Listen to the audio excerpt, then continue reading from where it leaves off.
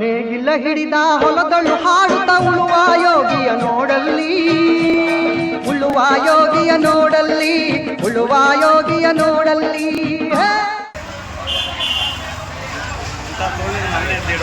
ಕೆಲಸ ಮಾಡಕತ್ತಿದವ ಕೆಲಸ ಮಾಡಕತ್ತಿದವ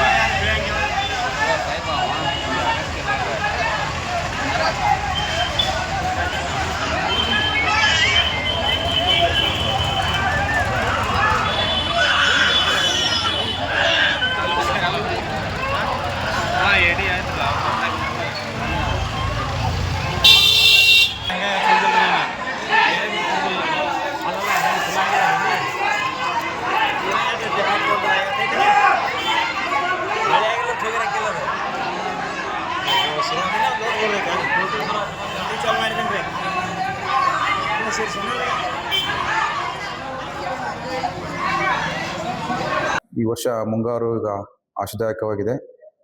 ಈಗ ಜೂನ್ ತಿಂಗಳಲ್ಲಿ ಸುಮಾರು 28 ಮಿಲಿಮೀಟರ್ ಮಳೆ ಆಗಿದೆ. ಇಡೀ ಜಿಲ್ಲೆಯಾದ್ಯಂತ ಮಳೆ ಆಗಿದೆ. ನಮ್ಮ ರೈತ ಬಾಂಧವರಿಗೆ ಆಗಲೇ ಬಿತ್ತನೆ ಕಾರ್ಯದಲ್ಲಿ ಪ್ರಾರಂಭ ಮಾಡಿದ್ದಾರೆ.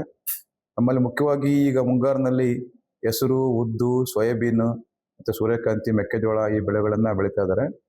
ನಮ್ಮ ಈಗ 18 ರೈತ ಸಂಪರ್ಕ ಕೇಂದ್ರಗಳಿದ್ದಾವೆ ಮತ್ತು 4 ಹೆಚ್ಚುವರಿ ಕೇಂದ್ರಗಳನ್ನು ಸಹ ನಾವು ಮಾಡಿ ಸುಮಾರು 6,000 ಕ್ವಿಂಟಲ್ ಅಷ್ಟು ನಾವು ಈಗ ಬಿತ್ತನೆ ಬೀಜಗಳನ್ನು ನಾವು ಶೇಖರಣೆ ಮಾಡಿದ್ವಿ ಮತ್ತು ರೈತರಿಗೆ ಈಗ ವಿತರಣೆಯನ್ನು ಸ್ಟಾರ್ಟ್ ಮಾಡಿದ್ವಿ. ಬಿತ್ತನೆ ಬೀಜದ್ದು ನಮ್ಮ ಜಿಲ್ಲೆಯಲ್ಲಿ ಯಾವುದೇ ಕೊರತೆ ಇಲ್ಲ.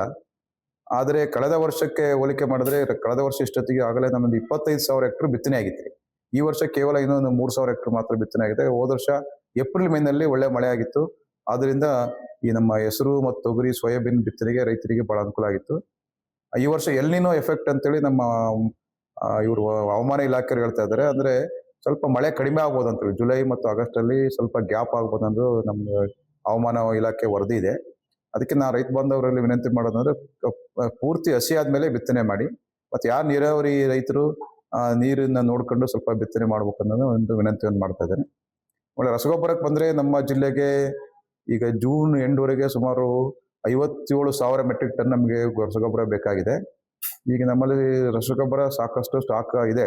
ಆದರೆ ಈಗ ನಮ್ಮಲ್ಲಿ ಏನಾಗಿದೆ, ಈ ನಮ್ಮ ವೆಸ್ಟ್ ಏಷ್ಯಾ ಕ್ರೈಸಿಸ್ ಅಂದರೆ ಯುದ್ಧ ಪರಿಣಾಮವಾಗಿ ಸಪ್ಲೈನಲ್ಲಿ ಸ್ವಲ್ಪ ತೊಂದರೆ ಆಗ್ತದೆ. ಅದಕ್ಕೆ ಮಾನ್ಯ ಜಿಲ್ಲಾಧಿಕಾರಿಗಳ ಅಧ್ಯಕ್ಷತೆಯಲ್ಲಿ ನಾವು ಈಗ ಸಭೆ ಮಾಡಿದ್ದೀವಿ.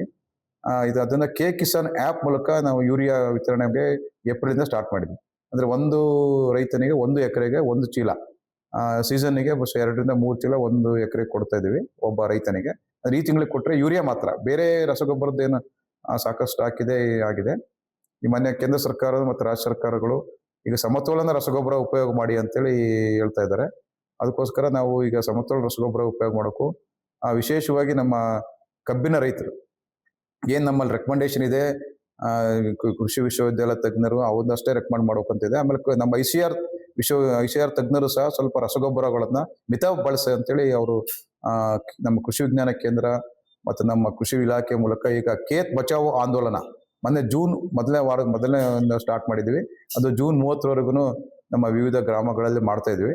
ಇದಕ್ಕೂ ಸಹ ರೈತರು ಸಹಕರಿಸ್ಬೇಕಂತೇಳಿ ನಾವು ವಿನಂತಿಯನ್ನು ಮಾಡ್ತಾ ಇದ್ದೀವಿ.